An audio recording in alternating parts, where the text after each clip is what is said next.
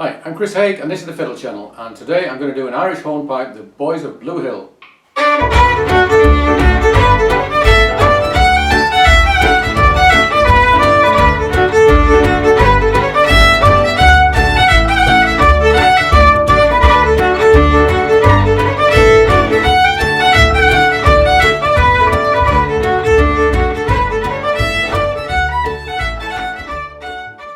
Boys of Blue Hill was a request from Mary, and Mary is one of my patrons, so if you are interested in joining me on Patreon, then do please consider that. Now, Boys of Blue Hill is one of the best known Irish hornpipes. It possibly has American origins, but it's certainly most widely played now in Ireland. It has the typical dotted rhythm of hornpipes. It's typically played slower than a reel. And I'm going to give you three versions. I'm going to give you the simplest version I could come up with. I'm going to give you an ornamented version based on the playing of Kevin Lees and of Kevin Burke. And right at the end I'm going to show you a single note which for me totally altered the way I see and enjoy this piece. So do watch to the end in order to find out what that is. Okay, let's start off with the basic tune. So it's in the key of D. And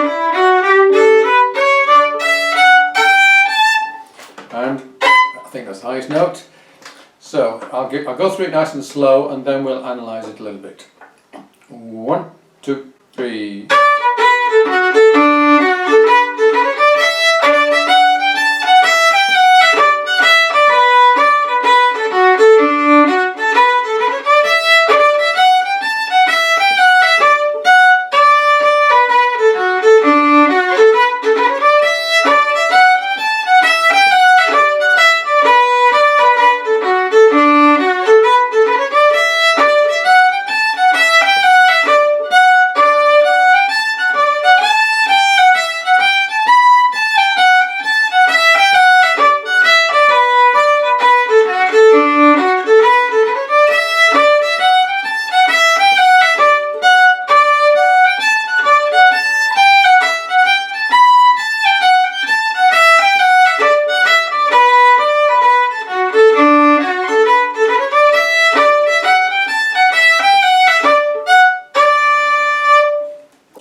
Okay, the first thing to say is you will notice that the notes are written as if they are even in length.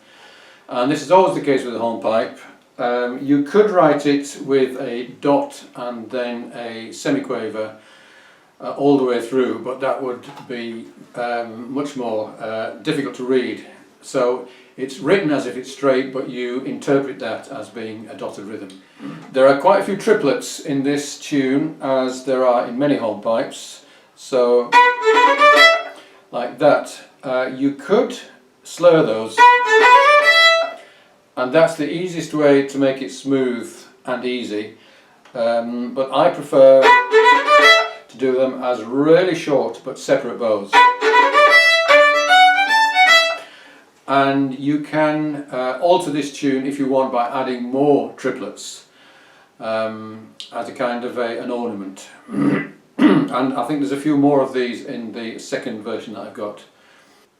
The hornpipe has to be played slower because if you've ever seen a hornpipe being danced, there's basically a lot of foot tapping going on. It's kind of, if you imagine where these are a pair of feet. And you could not do this kind of dancing if the feet, if the tune was being played at a real speed, then you wouldn't be able to do it at that speed. So do think of this as a dance as well as just a tune, and you'll see that it has to be played at a reasonably steady tempo. Let's do the thing again, but this time we'll do it with the backing.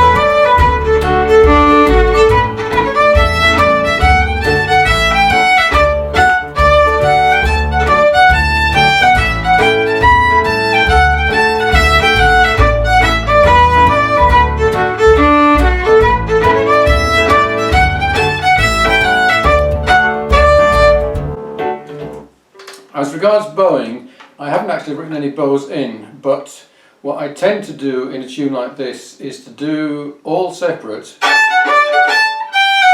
but put a slur in towards the end just to get me back to a down bow, and also to deal with the fact that a lot of dots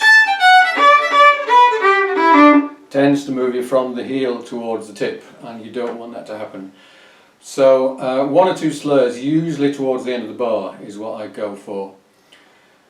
So this version has got no ornamentation in at all, but you could well add a lot. And the second version I'm going to do now, I've studied quite a few different versions of this, and the Kevin Lees and Kevin Burke versions I particularly like, and I've just picked out some of the ornaments that they use, and also some of the variations, because as with any tune, the fine detail of the melody itself can be altered. So long as you don't divert too far away, then that's absolutely fine. So let's go through, and we've got quite a few double cuts. So this is an example of an ornament which has two grace notes coming before the melody note,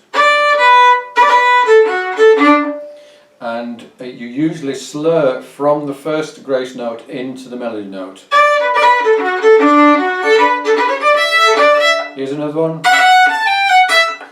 This is and then we've got a single cut which is one grace note, and this is a third finger as a grace note before the first finger. Double cut again. Notice that bar 7 is different slightly from bar 3. So instead of, we've got, that's the kind of micro variation that works fine and makes the tune more interesting. Into the second half.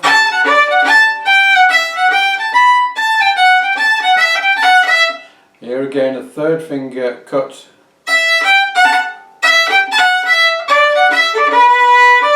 Another variation, just lengthening that note.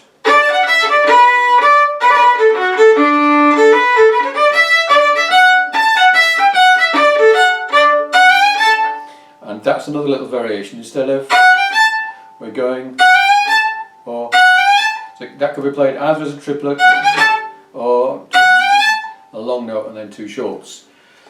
So let's do all of this with the backing.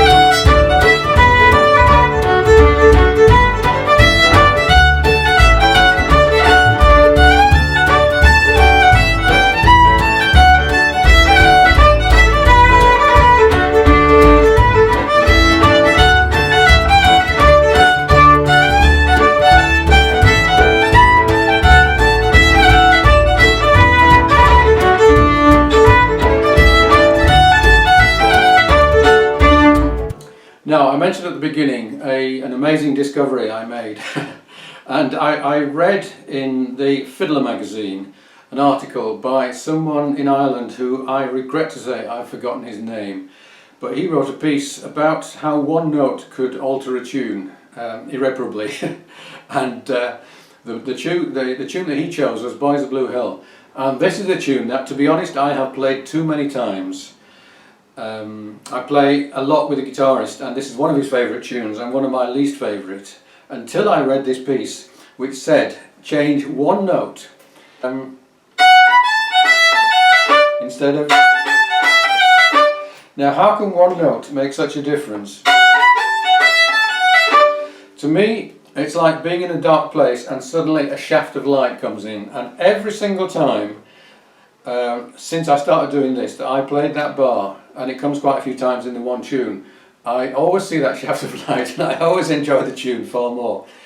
And if I really understood why this makes such a difference, and why and how I could do this with a lot of other tunes, it would be wonderful to know. So if you know who wrote that piece, or who can explain this this transformation, please let me know. All I can say is it turns it more into a kind of pentatonic feel. So I'm going to play it once, well, a couple of times more to play it out, and I'm going to use that variation each time that bar comes. If you enjoyed this video and would like a copy of the sheet music, then do subscribe and send me an email and I will send you a copy. As I mentioned at the beginning, I have a Patreon page, and it's the Patreon that helps to support me to make these videos and to keep them coming.